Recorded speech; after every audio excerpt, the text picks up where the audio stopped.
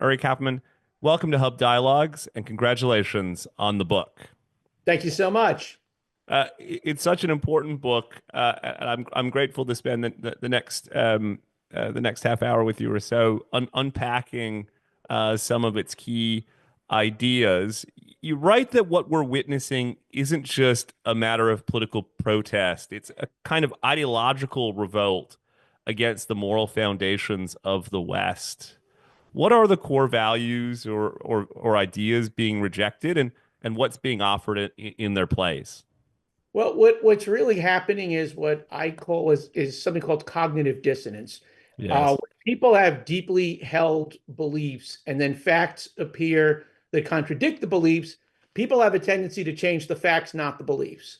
And for example, right after the October 7 attack, Barack Obama, a very smart guy, a very serious guy, tweeted that we have to face facts. There's unclean hands on both sides. Why the moral equivalence? He said it's because of what he termed the unbearable occupation of the Palestinians. Now, there was no occupation of the Palestinians. The Israelis had withdrawn over 18 years before.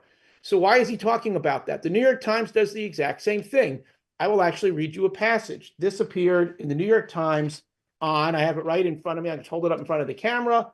September the 20th, 2007. It says, quote, under international law, Israel is considered an occupying power of Gaza, even though it has removed its troops and settlers from the territory. Okay, I'd love to know which international law that one is. The one that I know, the one they taught me in law school, is something called the Hague Convention of 1907. It's one of the oldest ones on the books.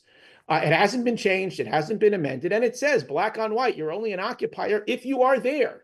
But the problem is, I mean, how could you be an occupier if you withdraw? So, but they don't like those facts. And it got me wondering, why are smart, serious people doing this, saying things that are just demonstrably false? And I think the way to understand it is to engage in a thought experiment. So just to go back on October the 7th, Palestinians attacked totally unprovoked. They murdered 1,200 people, raped many, many women. All the opinion polling shows that the attack enjoyed universal support among the Palestinian people. Palestinians regularly refer to Jews as apes and pigs. If you don't believe me, go on Google, type in Jews, apes, and pigs, Palestine, apes, and pigs. Scroll with your mouse. You'll see what I'm saying is true.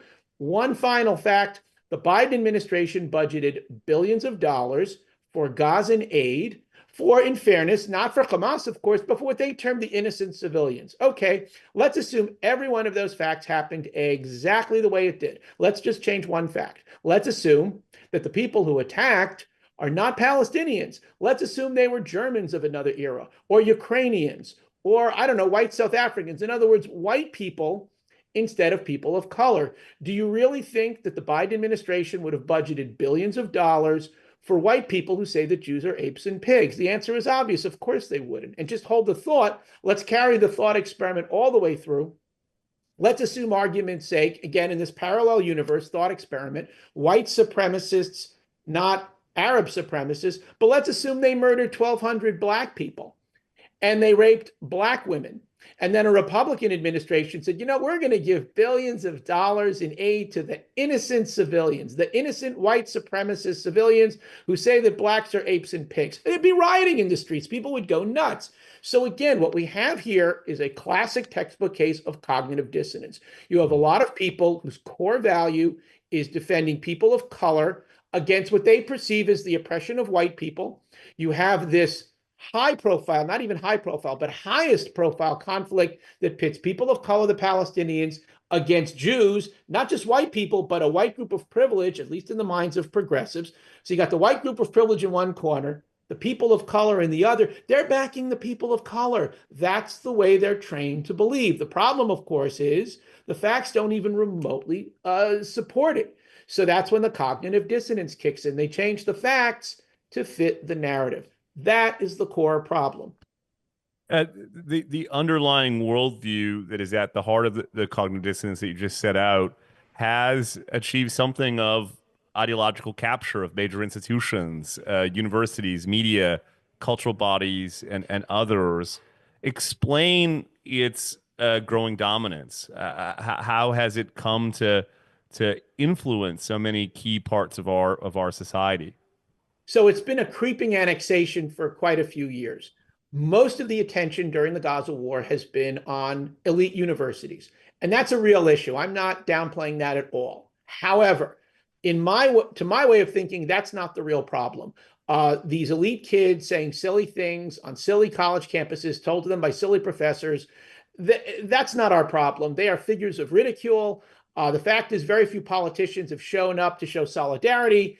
No one really takes them seriously. What bothers me are serious people, serious institutions, like, again, the New York Times. So the New York Times said in the years leading up to October 7 that Gaza was under occupation, even though the Israelis had withdrawn. Don't let that withdrawal fool you. It's still occupation. Now, what I quoted you before wasn't just some crazy thing that they said while the editor was out on vacation. They say it all the time. I could give you any number of citations. They said it, for example, on June the 1st, 2016, page A6. They said it, for example, this is all taken from the news source. They said it on February the 21st, 2018, page A14, that Gaza was under Israel's occupation. They said it, I could just go on, but where they really say it is in every single solitary story done about Gaza. So, for example, there was a story they did, and I have it right here. It was right on the front page. It was about Palestinian athletes who couldn't reach competitions because the mean Israelis wouldn't let them travel through Israel. Well, why would they? They're at war. I mean, it's like saying, why wouldn't America let Germans travel through America to get to Japan during World War II? If they really were an occupier, well, sure, but they weren't. They had withdrawn. Here's another story. They condemned the Israelis, the New York Times did, again, in the news section, the news fit to print, because the Israelis didn't share vaccines during COVID with the Palestinians of Gaza. Well, again, why would they? They're at war. And then you get into, in World War II, we didn't share penicillin with Germany.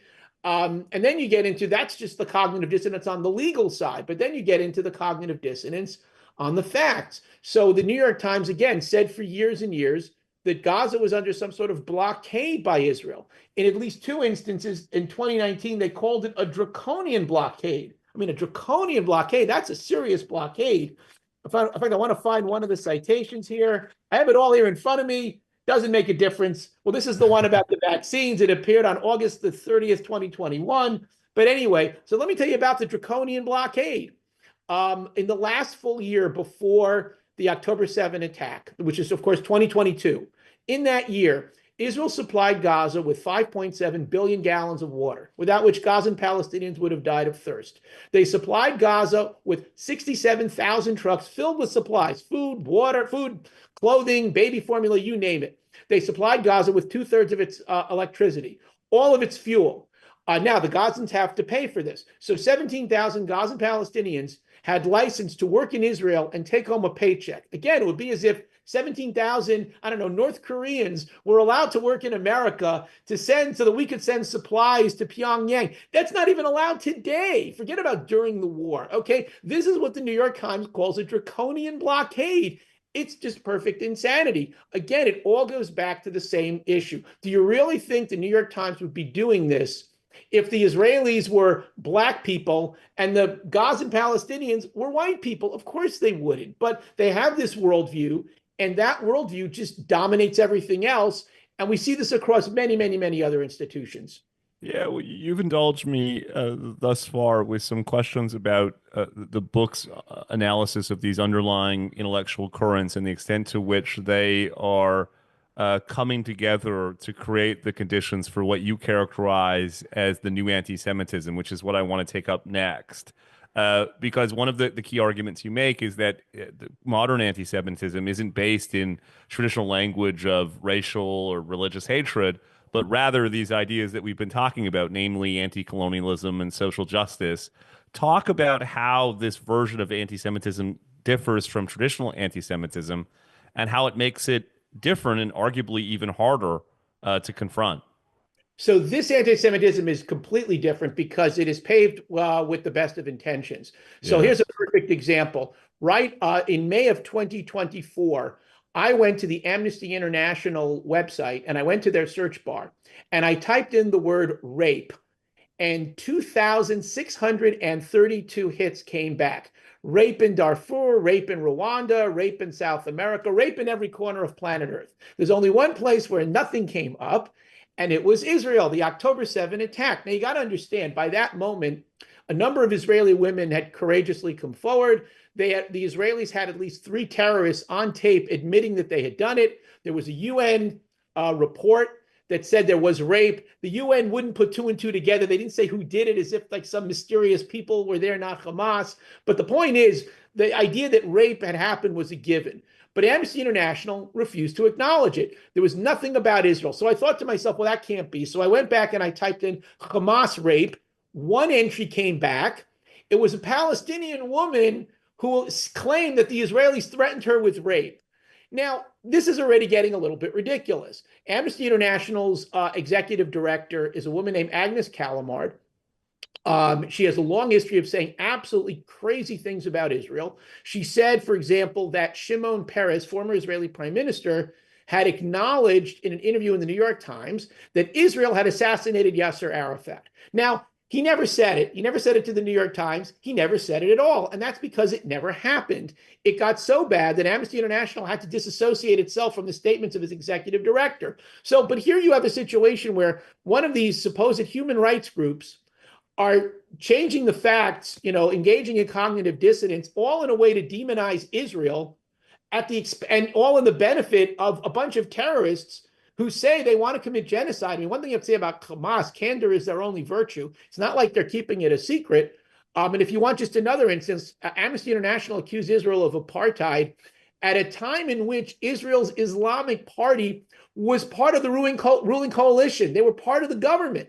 So not only do Arabs have the right to vote, and not only do they serve at every level of government in the Knesset as judges, as mayors, they were then part of the ruling government. So how can this possibly be an apartheid state? And if you want to talk about the Palestinians and the territories, so Gaza had its own government. Israel had withdrawn completely. Yes. Gaza had an elected government under that well-known system called one man, one vote, one time.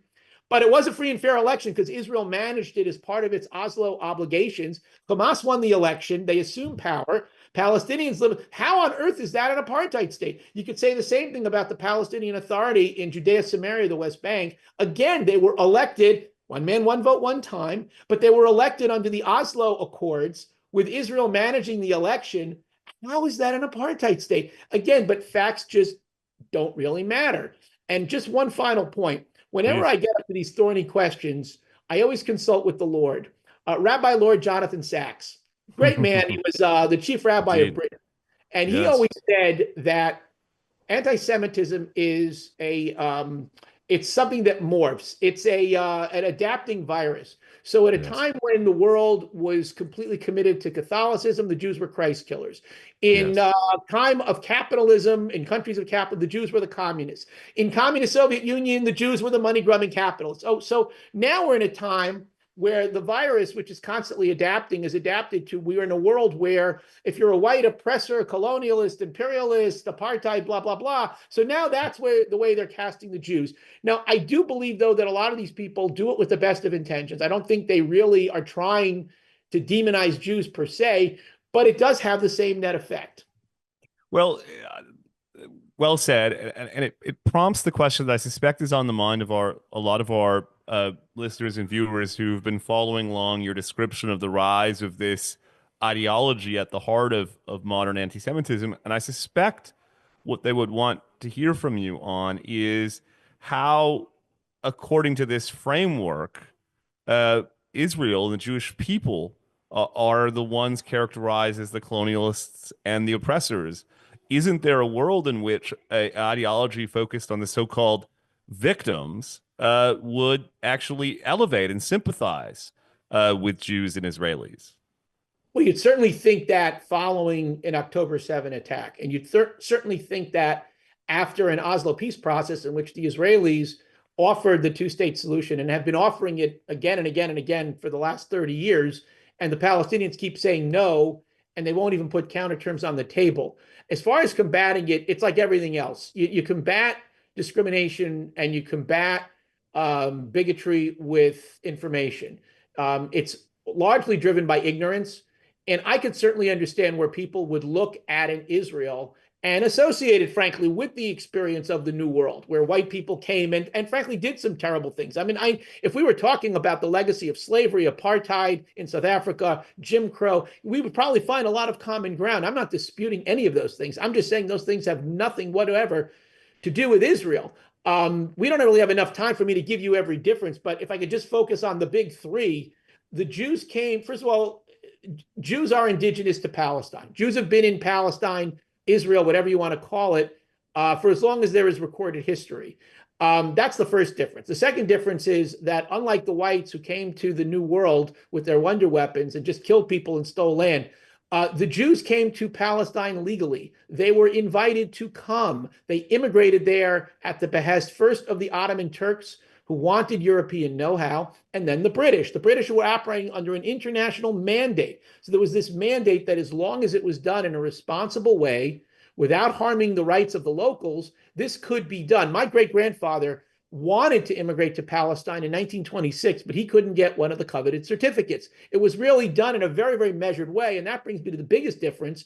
Unlike the white people who stole land in the New World, like, for example, Jimmy Carter's great-great-grandfather, he writes about this. Literally, they stole the land from the Indians and then developed it with enslaved African labor. The Jews bought the land they settled on in Palestine. They paid for it, bought it from the Palestinian Arabs at the exorbitant prices that they charged. Now, people have looked at this. At a time in which the fertile blacklands of Iowa and Nebraska were going for $100 an acre, the Jews were paying over $1,000 an acre for desert and swampland in Palestine. No, I'm not faulting the Palestinians. You know, I have a day job. I'm in the real estate business, and we all know what makes real estate valuable: location, location, location, right? Yes. And if people thought that swampland in Palestine was worth 10 times as much as land in Nebraska, well, then it was.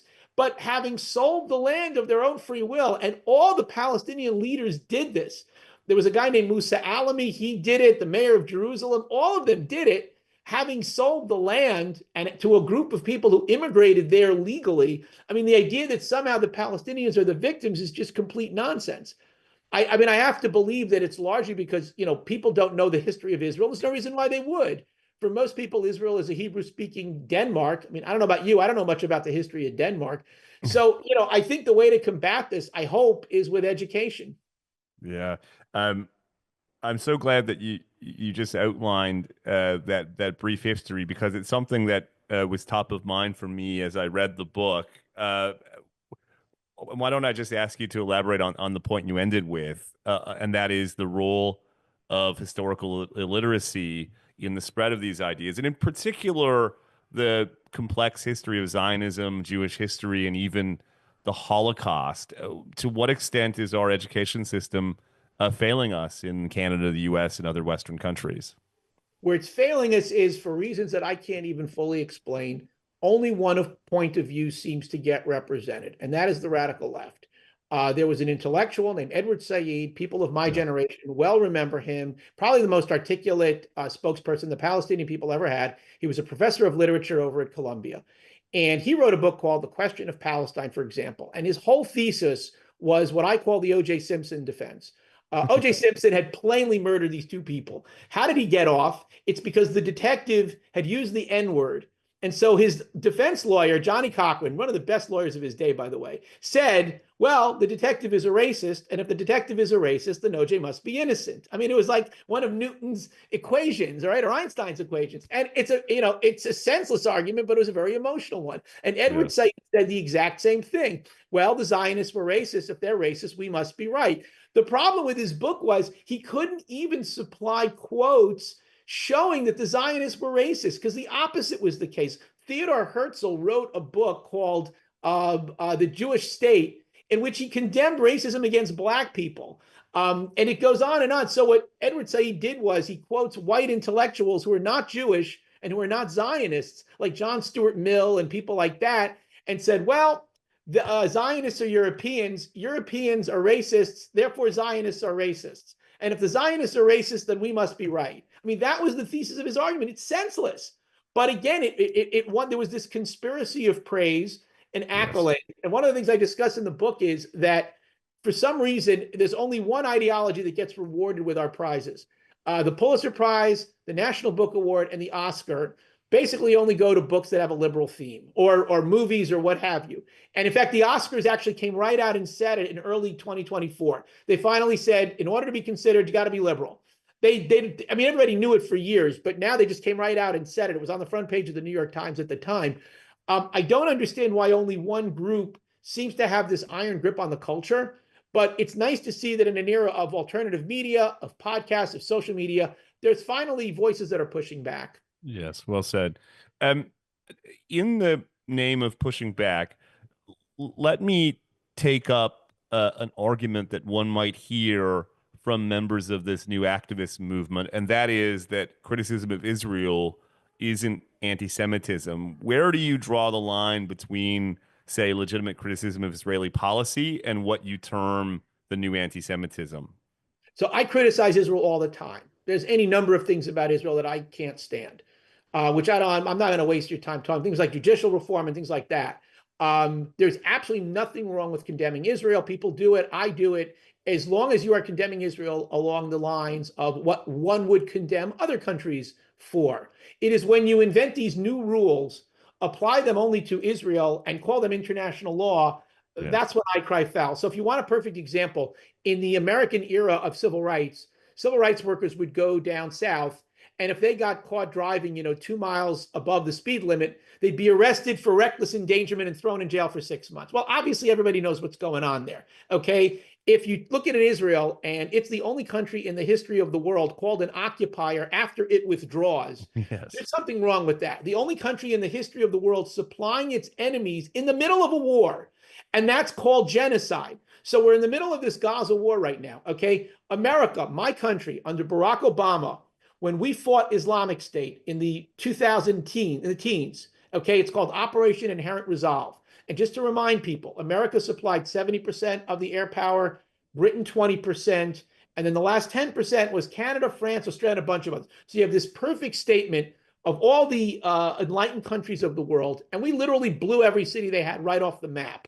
The Rand Corporation wrote a history of it. It's called Operation Inherent Resolve. It's on the internet. Anyone can download it. And the Rand Corporation writes a lot of histories for the Department of Defense. They're very respected. They described the city of Mosul, for example, as effectively destroyed. Two American retired colonels estimated the damage at over $100 billion. Barack Obama deliberately bombed the central hospital in Mosul. It's called the Salem Hospital. It happened in December of 2016. CENTCOM issued a statement. None of this is in controversy. The Associated Press issued a photo. It was a smoking wreck. By the way, you're allowed to do this under international law. Article 19 of the Geneva Convention says black on white, if a hospital is being used for military purposes, you can bomb it. And that's what we did. Also, we never supplied them with humanitarian aid. It's unheard of. Who supplies their enemies with aid in the middle of a war? It's insanity. We killed 40,000 civilians just in Mosul. Only one battle. There was Fallujah, there was Ramadi, there was Raqqa, all these places. And as all this was playing out, the New York Times, CNN, Christiane Amanpour, everybody thought it was legal under international law, that it was quote unquote proportional. That's the standard, by the way. But yet when it comes to Israel, they've already supplied Gaza with almost 2 million tons of food since the beginning of the war, utterly unprecedented in world history. I don't know of one other case of this, and that's called genocide. There's just something wrong with this. Yeah, well said. We started with the book's analysis of the underlying ideas behind this movement. One of my favorite parts of the book is how it takes these ideas seriously. You suggest that in light of their growing influence in different parts of our society, particularly elite institutions, Western liberalism is at something of an inflection point. We're caught between our own ideals and this emerging radicalism that's hostile to those ideas. Talk a bit about that. Do you think liberalism has the intellectual and institutional strength to withstand what you describe it as America Intifada? So I'm a card-carrying optimist, and I do think it has the strength to kind of pull back and make a course correction. But let me just point out, in the 1930s and in 1940, I can even say, America had what was called the America First movement. And they said, yes, we want to be isolationists. We don't want to get involved. There's this another European war. Most Americans were very unhappy with the outcome of World War I. And those Americans in those days said, well, the slogan was, who wants to die for Danzig? Okay, now that's a Yes. legitimate position. But one thing we can all agree, very, very, very few Americans at that time identified with the Nazis. There are a few, but really very, very few. I mean, they wanted to Yes. stay out, but they didn't identify with us. In our time, we have this new phenomenon where people actually identify with them as with Palestinians in the midst of a war like this as oppressed peoples. Or they will identify, for example, when 9/11 happened, I remember this well, and I actually watched one of the towers come down. From right outside my office in Manhattan, I lost a dear friend that day. Susan Sontag said, well, we had it coming to us because of all the oppression. And so did Noam Chomsky, said the same thing. So you have a situation where there are intellectuals who are actually identifying with our enemies only because they're people of color. They're judging people by the color of their skin, not the content of their character. So, I think the way to get out of this is just to point it out because it frankly is embarrassing. I mean, that's the way Martin Luther King changed this country. Just point it out, shame people into civility, and you actually can bring about a change. I'm hopeful and optimistic the same thing can happen with respect to this. Well, in that vein, you say something really interesting in the book. You effectively make the case that the explosion of anti-Israel activism that we've seen since the October 7th attacks speak to something fundamental about the health of American civic culture. Do you want to explain what you mean? Well, yeah, I mean, the problem is that this phenomenon of, I'll say, discriminating against white people because they're white people, or identifying with, the Palestinians because they're the supposed oppressed people. This is not a phenomenon that is limited just to Israel. It is a Yes. phenomenon that crisscrosses through many, many other hot button issues in the US. For example, immigration. Go back to the 1970s, for example. Okay, in those days, the Democrats were very much in favor of a strong border, and for a very simple reason: illegal immigrants harmed wages.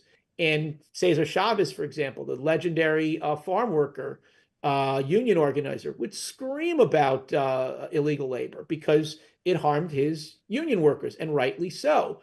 So, how come the Democrats today are on the other side? It's simple. It's because in the 1970s, 60% of the immigrants were white people.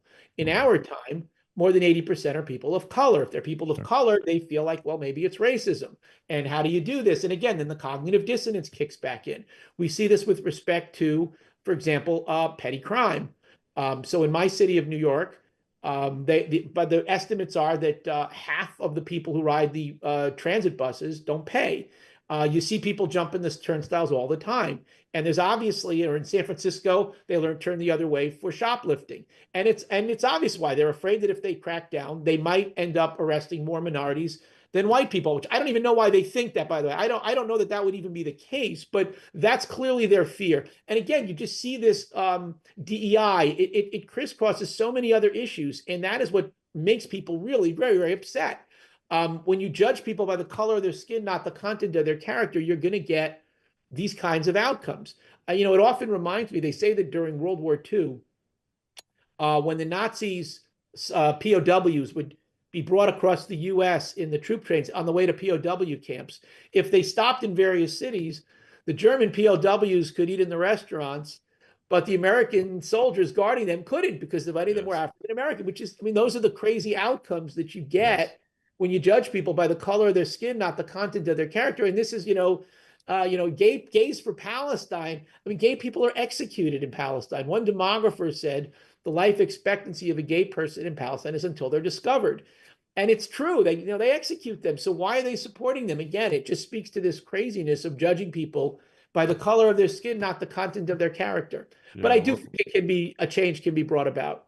Well said. Let's wrap up with a final question. It's been on my mind really since the attacks October 7th and the extraordinary reaction that has spilled out onto our campuses and our streets. And that is about pluralism itself. Canada and the US have both essentially made choices that have committed them to growing diversity. Ostensibly, that involves a growing multiplicity of views about everything from what constitutes the good life to American foreign policy and virtually everything in between. And in order to accommodate that diversity, we've committed ourselves to pluralism. But it prompts the question in my mind, are there limits to pluralism? How should we think about that question in the aftermath of what we've seen play out, including, of course, the rise of the new anti-Semitism?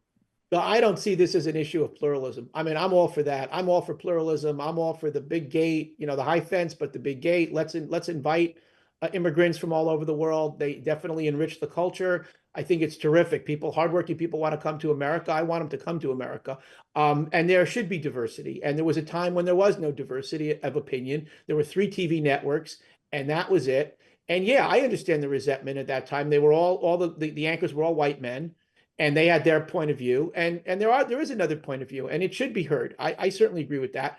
I think where it gets problematic, and maybe this is what it is. It's just that when we humans tend to correct, we overcorrect, and maybe Yeah. we've just overcorrected. But when you go down the list of the Pulitzer Prizes, and all of them reside in one ideological zip code, and you look at all the candidates for the Oscar and all the candidates for the National Book Award, or here's another one: our tax dollars go for public television and for NPR. And turn on public television. What's the conservative show? It doesn't exist. There used to be.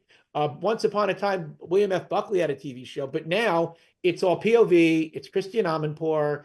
It's Frontline always takes a liberal stand on everything. NPR, if anything, is even more liberal. There's something wrong with that. I mean, why is the culture, in this monopoly? And if people feel comfortable and confident in their views, they shouldn't mind others speaking something else. I certainly feel very comfortable in my own views, and that's why I embrace pluralism. I think it's great. I don't mind having a conversation with people. It's when people feel insecure that they don't want these other opinions heard, or they feel the need to change the facts to fit their narrative. I think that's what we're seeing. Maybe we're just in a period of overcorrection, and hopefully things will get back to some sort of an equilibrium. A great way to wrap up the conversation. The book is American Intifada, Israel, the Gaza War, and the new anti-Semitism. Uri Kaufman, thank you so much for joining us at Hub Dialogues. Thank you. It's great to be here.